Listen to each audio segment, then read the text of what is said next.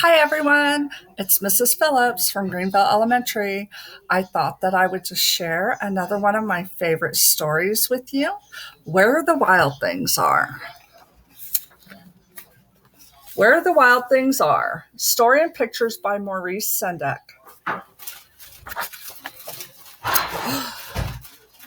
The night Max wore his wolf suit and made mischief of one kind and another. His mother called him Wild Thing, and Max said, "I'll eat you up." So he was sent to bed without eating anything. That very night, in Max's room, a forest grew and grew and grew until his ceiling hung with vines and the walls became the world all around.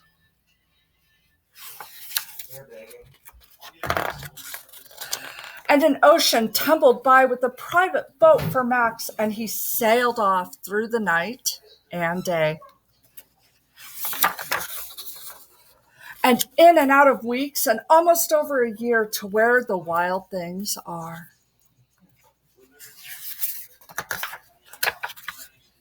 And when he came to the place where the wild things are, they roared their terrible roars and gnashed their terrible teeth and rolled their terrible eyes and showed their terrible claws.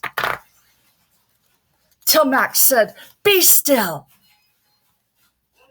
and tamed them with the magic trick of staring into all their yellow eyes without blinking once. And they were frightened and called him the most wild thing of all, and made him king of all wild things. "And now," cried Max, "let the wild rumpus start."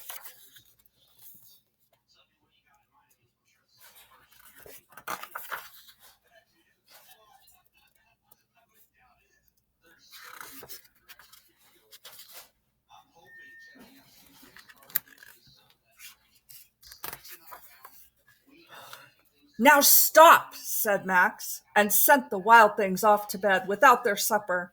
And Max, the king of all wild things, was lonely and wanted to be where someone loved him best of all. Then all around, from far away across the world, he smelled good things to eat. So he gave up being king of where the wild things are. But the wild things cried, "Oh, please don't go. We'll eat you up. We love you so." And Max said, "No." The wild things roared their terrible roars and gnashed their terrible teeth and rolled their terrible eyes and showed their terrible claws. But Max stepped into his private boat and waved goodbye and sailed back over a year and in and out of the weeks and through a day and into the night of his very own room, where he found his supper waiting for him.